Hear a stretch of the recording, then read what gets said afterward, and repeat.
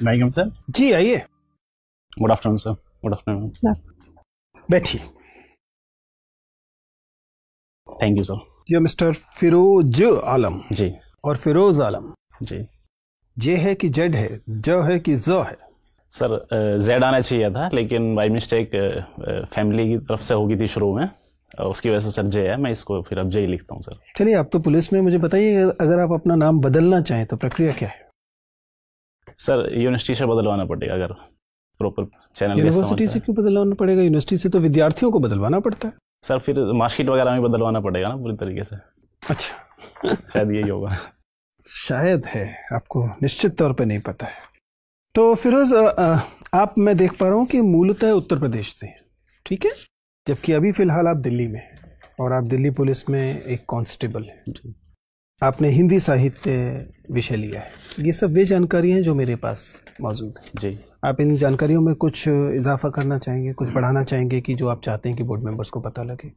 Sir जो job है मेरी सर 2010 से है मैं दिल्ली पुलिस में, और जो ग्रेजुएशन मैंने करी है सर वो हिस्ट्री, पॉलिटी और इकोनॉमी से करी है। उसके बाद मैंने पोस्ट ग्रेजुएशन इकोनॉमिक्स उसमें हिंदी लिटरेचर में करा है सर। अच्छा, तो हिंदी साहित्य आपका मूलतः विषय है, पुलिस बल में आप लगातार हैं। जी। चलिए, तो साहित्य पे थोड़ी बातचीत करते हैं, उसके बाद फिर मेरे कलीग्स आपसे बातचीत करेंगे। मुझे बताइए कि अगर हम प्रेमचंद पे थोड़ी देर रुके हैं, तो प्रेमचंद पुलिस को लेकर या पुलिस बल को लेकर अपनी कहानियों या उपन्यासों में क्या राय रखते हैं? सर उनकी एक कहानी है ईदगाह, उसमें सर एक बच्चा हामिद है, वो अपने फ्रेंड सर्कल में बात करते हुए जिक्र करते हैं पुलिस का कि अरे जनाब आप नहीं जानते, पुलिस वाले ही हैं जो रात में चोरी कराते हैं। और सेकंड सर जब गोदान को हम पढ़ते हैं तो उसमें भी एक जगह जिक्र आता है कि धनिया जो हैं वो पुलिस वालों से इसलिए लड़ रही हैं कि पुलिस वाले मिलकर पंचायत के साथ में रिश्वत मांग रहे हैं उनसे। ठीक है, तो कुछ ऐसा जिक्र करा है मतलब प्रेमचंद ने सर। तो प्रेमचंद के कथा साहित्य में जो पुलिस का रूप दिखाई देता है, जाहिर है कॉलोनियल पीरियड की पुलिस है, अंडरपेड पुलिस थी, पुलिस रिफॉर्म्स नहीं हुए थे, तो प्रेमचंद के पास ऐसा मानने की वजह मौजूद थी समाज में। लेकिन आपको लगता है कि खासतौर से उत्तर प्रदेश की अगर हम बात करें तो वहाँ छवि में कुछ खास बदलाव हुआ है, या अभी भी पुलिस वही है जिसके बारे में लोगों की राय है कि रात को चोरी कराते हैं और सुबह पुलिस पकड़ने का अभिनय करते हैं? जी सर, उस समय से तो सर काफ़ी बदलाव हुआ है यूपी पुलिस में भी। आज के समय जो यंग जनरेशन स्पेशली जा रही है वो उनका कम्युनिकेशन स्किल अच्छा होता है, और जो करप्शन के प्रति उनका इतना ज़्यादा रुझान नहीं है यूपी पुलिस में, और वो काफ़ी सेंसिटिव होते हैं जेंडर, कास्ट या कम्युनल को लेके यूपी पुलिस में भी सर देखा गया ये चीज़। ठीक है सर। फिरोज, आप काफ़ी लंबे समय से काम कर रहे हैं एज ए कांस्टेबल। आप आईपीएस क्यों नहीं बनना चाहते? आईएएस को फर्स्ट प्रेफरेंस क्यों दिया आपने? निश्चित रूप से सर मैं आईपीएस चुनता तो मैं बेहतर काम कर पाता, लेकिन सर आईएएस में कार्य विविधता को देखते हुए मैंने सर इसलिए इसको चुना, क्योंकि मेरे पास ऑप्शन भी था चूज करने का, इसलिए मैंने सर मुझे लगता है 9-10 साल से आप इस सर्विस पे हैं जी, और इस सर्विस को बहुत बारीकी से आपने देखा होगा। अगर ये 10 साल का अनुभव सोचिए, आपने बहुत करीब से देखा होगा कि कहाँ करप्शन होता है, कहाँ मैं आईपीएस बन के दूर कर सकता हूँ, या मतलब कैसे ज़्यादा एफिशिएंट बना सकता हूँ, तो फिर आईपीएस क्यों नहीं बन रहे हैं मतलब आप? सर आज के समय में सर मल्टी डायमेंशनल वर्ड है, अगर मैंने वहाँ से अनुभव लिया है तो मैं किसी भी जगह उसका यूज़ कर सकता हूँ। मैं वही कहना चाह रहा हूँ जी, कि स्पेसिफिकली आप किसी एक जगह बहुत बढ़िया काम करना चाहते हैं, क्यों आप अपने को हर जगह बिखेरना चाह रहे हैं? सर जो मुझे अनुभव यहाँ से मिला है कि करप्शन और किस प्रकार करते हैं, पब्लिक डीलिंग किस प्रकार सकते हैं, या लीडरशिप क्वालिटी जो मैंने अपने एसीपी डीसीबीज की देखी है। अच्छा, एफआईआर और एनसीआर में डिफरेंस क्या होता है? जी सर, एनसीआर जो होता है वो नॉन कॉग्निजेबल ऑफेंस के लिए होती है एनसीआर, और जो एफआईआर होती है सर वो कॉग्निजेबल ऑफेंस के लिए होती है। क्या डिफरेंस होता है कॉग्निजेबल और नॉन कॉग्निजेबल में? सर कॉग्निजेबल ऑफेंस होते हैं जैसे रेप, मर्डर, हत्या, जो गंभीर अपराध होते हैं, और जो छोटे मोटे अपराध होते हैं सर जैसे गंभीर या संज्ञेय? हाँ, संज्ञेय अपराध सर। दोनों में अंतर आप कर पा रहे हैं? जी कर पा रहे हैं अंतर आप, मतलब? जी जी। थैंक। फिरोज, आप पिलखुआ से आते हैं, पिलखुआ हापुड़ है ना जी। वहाँ से कोई हिंदी के चर्चित नाम कौन है? सर कुमार विश्वास जी हैं वहाँ से। उनको आप कवि मानते हैं? हाँ सर, कवि मानता हूँ। किस मतलब हिंदी लिटरेचर के आप स्टूडेंट हैं, किस क्राइटेरिया पे वो कवि हैं? सर मैं उनको मंचे कवि मानता हूँ सर। मंचे कवि मानते हैं, साहित्यिक कवि ऐसे नहीं मानते? जिनको पाठ्य पुस्तक में रखा जाए? हाँ, मैं मंचे कवि मानता हूँ उनको, श्रृंगार रस के मंचे। उनकी कोई किताब आपने पढ़ी है? नहीं सर, किताब नहीं पढ़ी, बाकी बस 2 किताब उन्होंने लिखी हैं, उनको सुना है और देखा है, बस पढ़ी नहीं मैंने। आप उनसे प्रभावित भी रहते हैं? कुछ मायनों में मैं प्रभावित हूँ। किस मायने में? सर उनकी जो जिंदा दिली है स्पेशली, मैं उससे काफी प्रभावित हूँ। अच्छा, जिंदा दिली स्टेज पर जो दिखती है उनकी, वही हाँ, ना? स्टेज पे भी, और शायद मुझे लगता है कि जब वो अपनी लाइफ, जैसे अभी उनके पे एपिसोड बने थे, पिलखुआ में शूट हुए थे वे, उसमें भी काफी मुझे लगा कि हाँ, से सीखने का बहुत कुछ है उनसे हमारे पास। ठीक है, हम लोग आते हैं विषय वस्तु पर। ये बताइए कि मेरठ के इलाके में गन्ना ज्यादा उगाया जाता है, ऐसी कौन सी भौगोलिक परिस्थितियां हैं जिससे मेरठ गन्ने के लिए ज्यादा उपजाऊ हो जाता है? सर गन्ने के लिए एक तो मृदा उपजाऊ चाहिए, सेकंड जो सिंचाई की व्यवस्था प्रॉपर चाहिए, थर्ड जो चाहिए वो तो ठीक है, लेकिन मेरठ में क्या क्या है इसमें से? सर एक तो गन्ना मिल्स आसपास काफी ज्यादा हैं, इसलिए तो गन्ना मिल तो इसलिए है क्योंकि गन्ना है ज्यादा। जी जी। हाँ, गन्ना क्यों है? सर उपज गन्ने की पैदा करने के लिए जो भौगोलिक परिस्थितियां चाहिए सर, वो अनुकूल है वहां पर। तो ये मेरठ में अनुकूल है, उत्तर प्रदेश में और कहीं अनुकूल नहीं है? नहीं सर, उत्तर प्रदेश में और जगह भी हैं सर गन्ने की, पूर्वी यूपी में भी होता है गन्ना, इतनी तादाद पर नहीं होता जितनी डेंसिटी यहाँ पर। तो यही तो कारण मैं पूछना चाह रहा हूँ आपसे। अच्छा ठीक है, ये बताइए कि दिल्ली के आसपास जो इंडस्ट्री आप देखते हैं, किस तरह की इंडस्ट्री है? सर एमएसएमई सेक्टर ज्यादा है इधर, arrow information technology, IT sector ज्यादा है सर आसपास में। क्या कारण है आईटी सेक्टर का दिल्ली में होने का, क्या कारण है? सर इजीली जो मैन फोर्स है वो अवेलेबल हो जाती है, और लाइट व्यवस्था, इंफ्रास्ट्रक्चर। आपको लगता है कि आईटी इंडस्ट्री के लिए मैन फोर्स का होना एक आवश्यक शर्त है? सर स्किल मैन फोर्स तो चाहिए ही। वो तो इंडस्ट्री जहां रहेगी मैन फोर्स तो वहां जाएंगे, सॉफ्टवेयर कंपनी का तो नियम यही है। एनसीआर में सर जो रूल्स हैं, सबसे अधिक मैन फोर्स तो बिहार और उत्तर प्रदेश से जाते हैं इंजीनियर बन के जी, लेकिन कंपनियां तो बेंगलोर में होती हैं जी। फिर सर गवर्नमेंट की कुछ पॉलिसीज भी हैं एनसीआर में, तो क्या है? एनसीआर की डेवलपमेंट को लेके कुछ टैक्स। आईटी इंडस्ट्री के लिए क्या पॉलिसी है सर? एग्जैक्ट उसके बारे में पता नहीं। फिरोज, अभी जब आप सर से बात कर रहे थे तो मैन फोर्स यूज हो रहा है, वुमेन फोर्स नहीं होता? मैम सॉरी, वुमेन फोर्स भी होता है, लेकिन वुमेन फोर्स भी होता है। जी, जी। तो फिर यूज क्यों करते हैं मैन फोर्स? मैम शब्द ऐसा ही बना हुआ इसलिए मैंने यूज कर दिया। तो शब्द को ही तो बदलना है, तभी तो सोच बदलेगी। जी जी, बदलना चाहिए। बदलना चाहिए। तो मुझे बताइए कि आप इस्लामिक कम्युनिटी से आते हैं, उस कम्युनिटी में वुमेन का स्टेटस कैसा है? मैम लिटरेसी रेट काफ़ी कम है वुमेन का, और जो पूंजी की जो मालिक हैं वो भी काफ़ी कम है वुमेन, और जो सोशली या इकोनॉमिकली काफ़ी वीक स्टेटस है उनका। क्या वजह है इनकी वीक स्टेटस होने की? मैम सोसाइटी का जो माइंडसेट है वो महिला, मैं सोसाइटी इन जनरल की बात नहीं कर रही, मैं पर्टिकुलरली इस्लामिक मुस्लिम कम्युनिटी की बात कर रही हूँ कि उस कम्युनिटी में क्यों स्टेटस कम है? मैम जो वुमेन है स्पेशली उनके लिए मॉडर्न एजुकेशन की सुविधाएं नहीं देते मुस्लिम कम्युनिटी, केवल इस्लामिक एजुकेशन तक ही उनको सीमित रखते हैं, और वहाँ से उनके लिए रोजगार के साधन नहीं खुल पाते। सेकंड, उनको पर्दा प्रथा के लिए मजबूर करा जाता है कि वो पर्दा प्रथा में रहें, इस कारण भी वो आगे नहीं बढ़ पाती हैं। तो ये माइंडसेट कब चेंज होगा कि पर्दे से बाहर आना है? मैम जैसे सोसाइटी मॉडर्न एजुकेशन की तरफ बढ़ेगी, धीरे धीरे चेंज होता चला जाएगा। सोसाइटी एजुकेशन की तरफ बढ़ेगी। अभी एक मतलब कंट्रोवर्सी कहें या ट्रोलिंग कहें, ए आर रहमान की बेटी हैं, वो पर्दा रखती हैं, पढ़ी लिखी होंगी, ठीक ठाक पैसे वाले होंगे ए आर रहमान, वो बाय चॉइस करती हैं पर्दा, तो उन लोगों को मतलब वहाँ पे फिर कहाँ कमी रह गई? मैम उनका स्टेटमेंट आया था खदीजा का, उनकी बेटी का, उन्होंने बोला कि मैं बाई चॉइस रखती हूँ। बाई चॉइस कोई रख रहा है तो हमें कोई परेशानी नहीं है, परिधान की स्वतंत्रता है उनको, जो भी वो पहनना चाहती है, लेकिन अगर फोर्स करा जा रहा है तो बहुत गलत है। कई बार उन्होंने तो बाई चॉइस रख लिया, लेकिन कई बार मजबूर करा जाता है कि तुम मुर्गा ओढ़ के जाओगी या स्कार्फ बांध के जाओगी। ईरान में भी हो रहे हैं प्रोटेस्ट कि हमें स्कार्फ नहीं बांधना, लेकिन फिर भी मजबूर करा जा रहा है उनको। ठीक है, एक और टर्म जो यूज होता है वो है फतवा पॉलिटिक्स, ये क्या होता है? मुफ्ती के द्वारा फतवा जारी कर दिया जाता है कि जो भी व्यक्ति शरीयत के अनुसार नहीं चलता उसके खिलाफ फतवा जारी कर देते हैं। लेकिन भारत एक कॉन्स्टिट्यूशन से चलने वाला देश है, यहाँ पे फतवे की कोई वैल्यू नहीं है। केवल उन देशों में फतवे की वैल्यू होती है जहाँ जो शासन है वो शरिया के अनुसार चलता है। पर यहाँ तो हिंदुस्तान में भी हम आए दिन देखते हैं कि इमाम जो हैं वो कभी बोल देते हैं, फतवा जारी कर देते हैं लड़कियों के पहनावे को लेके। सानिया मिर्ज़ा के अगेंस्ट हुआ था, ठीक है, तो फिर क्यों, अगर उनकी कोई वैल्यू ही नहीं है तो फिर क्या देने का फ़ायदा फतवा? मैम वो कर देते हैं केवल अपनी लीडरशिप दिखाने के लिए, लेकिन उसका कोई मायने नहीं है भारत में।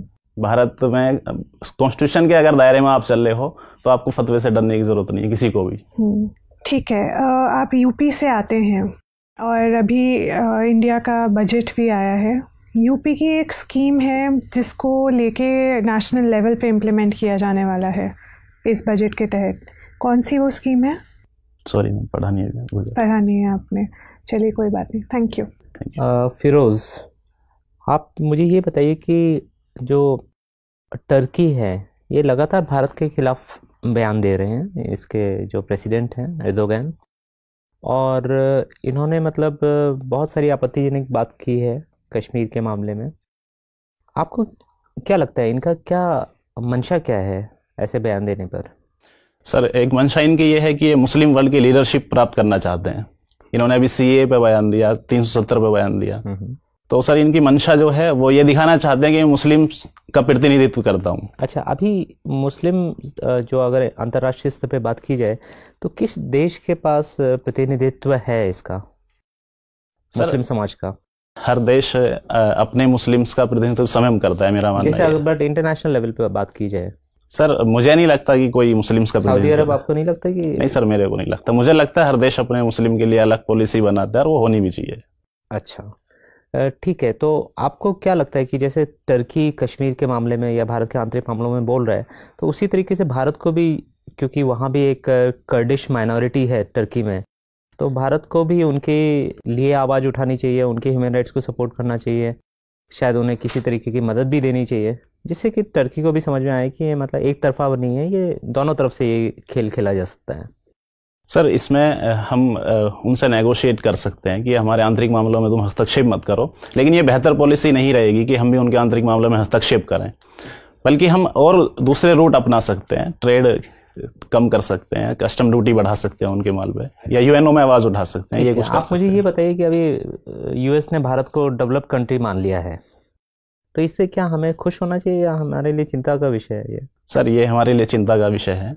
क्यों? कोई अगर आपको मतलब समझदार मान रहा है या मतलब विकसित मान रहा है तो इसमें दिक्कत क्या है? लेकिन सर हमें समझदार और विकसित माने, लेकिन हम है नहीं ना एक्चुअल में। हम तो चाहते हैं अभी तो हम सर चाहते हैं होना, हमारी कस्टम ड्यूटी बढ़ जाएगी, सब्सिडी हम नहीं दे पाएंगे एग्रीकल्चर वगैरह को, तो इसलिए सर हम तो लेकिन ये कब तक हम दूसरे से अपेक्षा रखेंगे कि हम काबिल नहीं है तो वो हमें छूट देते रहे? हम तो कभी फिर विकसित हो ही नहीं पाएंगे।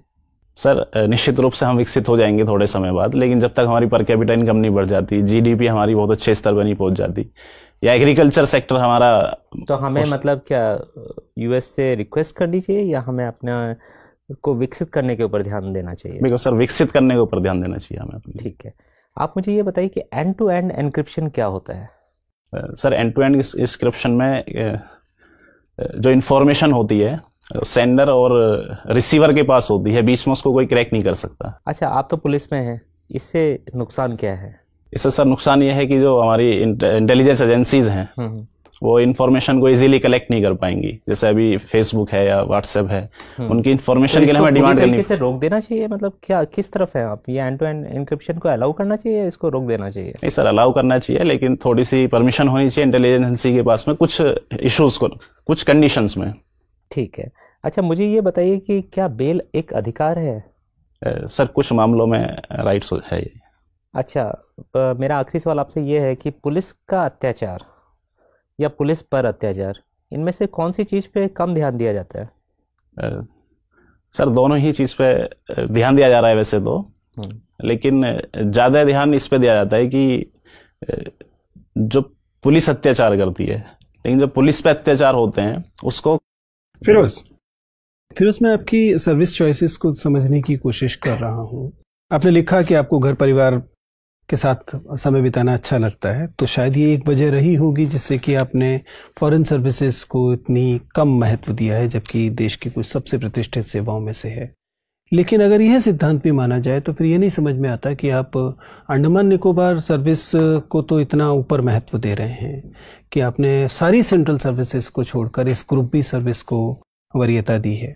आप इतने कॉम्प्लिकेटेड निर्णय प्रक्रिया को क्यों अपना रहे हैं? सर, इसका कारण फैमिली नहीं था। जो जिस क्राइटेरिया पे मैंने इसको पीछे रखा उसका एक कारण ये था कि जो प्रतिनिधित्व देश का करने के लिए फ्लुएंट इंग्लिश चाहिए, मुझे अपने बैकग्राउंड से और अभी तक के स्टडी करने के बावजूद ये महसूस हुआ। दुनिया के कितने देश अंग्रेजी बोलते हैं? आपको जिन देशों में स्थापित किया जाएगा वहाँ अंग्रेजी भाषा होगी तो जरूरी नहीं है। आधी दुनिया तो स्पेनिश और फ्रेंच के भरोसे चलती है, वो तो किसी को नहीं आती भारत। दूसरा कारण सर इसमें यह भी रहा, जब मैं इसको 15 नंबर पर मैंने इसको भरा कि जब मेरे पास ऑप्शन है ऑलरेडी देश में ही काम करने का, अपने ही देश के लिए। फिर आपने डेनिक्स क्यों भरा? वो तो आपको अंडमान निकोबार पर टक देंगे। पिलखुआ वालों को तो स्पेलिंग करने में भी दिक्कत होगी। देश ही तो अंडमान निकोबार भी, चाहे कितनी दूर सही, अपने देश में ही तो काम कर रहे हैं हम। तो फिर आपने ग्रुप बी सर्विस को ग्रुप ए की सर्विस से ऊपर क्यों रखा? सर कुछ सर्विस ऐसी थी जो दिल्ली में इजीली अवेलेबल थी, मैंने कुछ इसलिए सर उनको ग्रुप बी को नहीं, लेकिन ऐसी कई सारी सर्विसेज जिनमें अधिकतर समय आपको दिल्ली में रहना होगा, उन्हें आपने नीचे रखा है। आर्मी हेडक्वार्टर सर्विसेज हैं या सेंट्रल सेक्रेटरीट की जो सर्विसेज हैं, उन सब में तो आप लगातार दिल्ली में रहते हैं, उन्हें भी आपने महत्व नहीं दिया। उसकी जगह पे आपने डेनिक्स जैसी सर्विस को रखा जो कि एक ग्रुप ही सर्विस है। सर डेनिक्स इसलिए रखा कि मैं ऑलरेडी पुलिस में काफी समय मैंने बिताया है। लेकिन आईपीएस के दौरान आपने इस तर्क को स्वीकार नहीं किया? मैंने उसमें सर जब आईएएस के लिए मैंने फर्स्ट प्रेफरेंस थी, उसकी कार्य विविधता देखी। उसके बाद फिर सर सेकंड मैंने आईपीएस रखा, और आईआरएस रखने के बाद फिर मैंने सोचा कि मैं किसको रखूं। फिर मेरे यहाँ पे कि मेरे 10 साल का वर्क एक्सपीरियंस मुझे काम आए, इसलिए मैंने दानिश को ऊपर रखा। सर आप बहुत कंफ्यूज हैं। फिरोज, आप ओबीसी हैं? EWS sir. ईडब्ल्यूएस है। अभी हाल में सरकार ने जो ये सीमा है आय की, इसे ओबीसी के मामले में बढ़ाने की बात की है, जबकि लगता ही है कि शायद ये और कम की जानी चाहिए थी। सुना है कि 11 से 12 लाख की आमदनी शामिल की जाएगी। जाहिर है कि फिर ईडब्ल्यूएस में भी की जाएगी। आपको क्या लगता है कि यह कदम एक सकारात्मक कदम है या यह है रिप्रेजेंटेशन को इलीट्स तक सीमित कर देगा? सर मुझे लगता है कि 8 लाख की इनकम जो क्रीमी लेयर की सीमा है वो बिल्कुल अभी फिलहाल की स्थिति में बिल्कुल ठीक है सर। उससे अगर ऊपर हम इसको बढ़ाते हैं तो मुझे लगता है कि रिजर्वेशन उन लोगों को भी मिलेगा जिनको जरूरत नहीं है रिजर्वेशन की। 8 लाख की सीमा सर इस समय बिल्कुल ठीक लगती है। ठीक है, फिर आपसे बात करके अच्छा लगा। आप जा सकते हैं। Thank you. Thank you.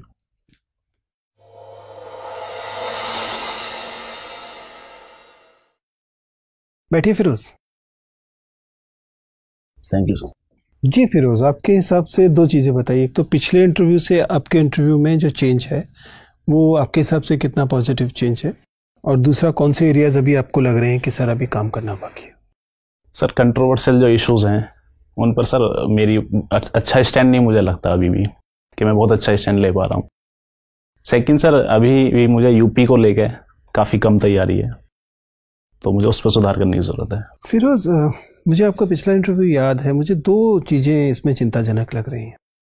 पहली बात तो ये है कि आपका जो लर्निंग कर्व है, तब से अब तक सीखने का जो कर्व होना चाहिए, वो उतना पॉजिटिव नहीं दिखाई दे रहा है जितना मैं उम्मीद कर रहा था। आप समझ पा रहे हैं मेरी आपत्ति क्या? मैं ये नहीं कह रहा कि आपका इंटरव्यू खराब है। इंटरव्यू अच्छा जा रहा है, बैठ ठीक से रहे हैं, आप स्माइल अच्छे से कर रहे हैं, आपके बोलने का अच्छा है। पहले ही आपको बताया कि बोर्ड मेंबर्स आपको लेकर बहुत एक्साइटेड होंगे, considering that a constable trying to become a IAS officer. जिस तरह की हार्डशिप्स होती हैं उसके साथ में आपने काम किया, उसको लेकर एक बोर्ड मेंबर्स पॉजिटिव होंगे आपके साथ। और लेकिन ये सब बातें पिछले इंटरव्यू में भी थी, ठीक है ना? तब से अब तक आपका जो लर्निंग दिखाई देना चाहिए था, एक आध जगह को छोड़कर बाकी जगह पे वो अभी उतना प्रोमिनेंटली नहीं दिखाई दे रहा है। जिनमें से एक बात तो आपने खुद ही बताई कि जो कंट्रोवर्शियल या इन न्यूज़ जो विषय होंगे उन पर राय रखते समय आप ज़्यादा ईमानदारी दिखाने के चक्कर में लॉपसाइडेड व्यू दे रहे हैं। आप समझ पा रहे हैं? जी। आप ईमानदार राय देना चाहते हैं, जो कि देनी भी चाहिए, लेकिन ईमानदार राय देने के चक्कर में आप दूसरे पक्ष को के जो तर्क हैं उनको दे ही नहीं रहे। आप समझ पा रहे हैं? आप जिस सर्विस में पिछले 1 दशक से हैं, you should take pride in that service which you do. मैं क्यों कह रहा हूँ? क्योंकि मैंने पिछला इंटरव्यू आपका देखा था और मुझे लग रहा है कि पिछले इंटरव्यू से अब तक जो बदलाव पॉजिटिव होना चाहिए था वो उस पैमाने पे नहीं हुआ है, लेकिन उस पैमाने पे नहीं हुआ है जिस पैमाने पे मैं अपेक्षा कर रहा था। ठीक है ना? अभी आपके पास थोड़ा सा और समय है, उस पर थोड़ा सा और देख लीजिए।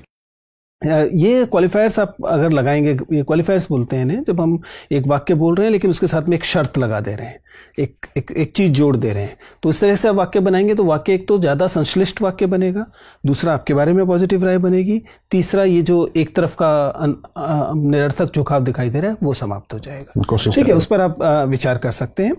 ऐसे ही किसी किसी जगह पर आपका नॉन वर्बल कम्युनिकेशन, आपको पहले मैंने भी कहा था कि स्माइल आपकी अच्छी है, लेकिन आप उस स्माइल को किसी किसी जगह पर गलत जगह पर इस्तेमाल कर। बाकी चीज़ें बाय एंड लार्ज ठीक हैं। ओबीसी पर आपका स्टैंड ठीक था, नेम चेंज पर पता होना चाहिए था, नेम चेंज पर आपने बिल्कुल एकदम हवाई तुक्का दिया, वो नहीं देना चाहिए था। ठीक है ना, बाकी चीज़ें मेरे हिसाब से ठीक जा रही हैं। मतलब पहले से ऐसा नहीं है कि परफॉर्मेंस गिर गई है, या एक आध मामले में गिरी होगी तो 4 मामलों में उठी भी है, लेकिन मैं उम्मीद कर रहा था लर्निंग कर्व लगातार पॉजिटिव रहेगा। बहुत ज़्यादा सुझाव तो नहीं ले रहे हो बीच में? सर मॉक इंटरव्यू दिए हैं 2-4 और मैंने। हाँ, तो ये प्रॉब्लम तब आती है जब खासतौर से फर्स्ट अटेम्प्ट करने वाले लोगों के साथ आती है कि जब वो बहुत सारी रायों को अपने इंटरव्यू में इनकॉर्पोरेट करने की कोशिश करते हैं तो कॉन्फ्लिक्ट्स आते हैं। वो एक चीज़ को कर रहे होते हैं तो दूसरी चीज़ लूज हो रही होती है। थोड़ा सावधान रहिए।